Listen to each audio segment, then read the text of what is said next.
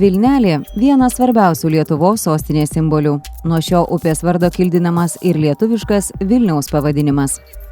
Prie šios upės seniau tekėjusios keliomis vagomis kūrėsi Vilniaus pilys, vienolijos ir amatai. Per Vilnelę buvo tiesiami ir tiltai. Šiandien jų priskaičiuojama daugiau nei 10.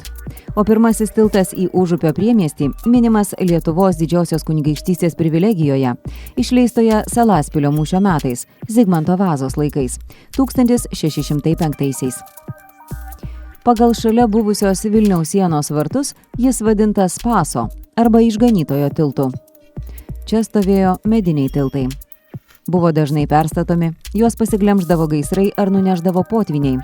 Lygiai taip, kaip paskutinis Vilniaus potvinis prieš 5 metus pasigrobė skulptoriaus Vilčiausko sukurtą Užupio undinėlę. Šiandieninis tiltas Užupio gatvėje skaičiuoja jau 110 metus. Jo ilgis beveik 20, plotis arti 10 metrų.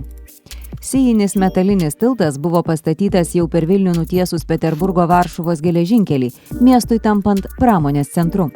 Statybai vadovavo inžinierius Malinovskis, o metalines konstrukcijas jam pagamino Balstogės fabrikanto Velčeko įmonė. Tiltas buvo baigtas 1901 metais.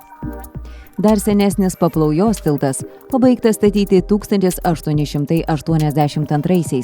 Santvarinis metalinis tiltas jungė Užupio ir Paplavų arba Paplaujos rajonus.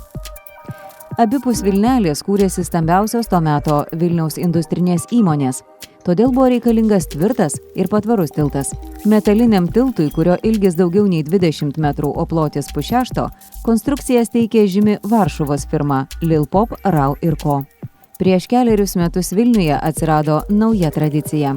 Ką tik susituokusios poros ant Užupio metalinių tiltų turėklų pritaiso spynelę, o raktą meta į upės vandenis. Turbūt jau niekas nepasakys, kas buvo tie pirmieji ant 100-mečių tiltų užkabinę laimę nešančias spynas. Ar atlaikys jos laiko išbandymus, kaip Užupio tiltai?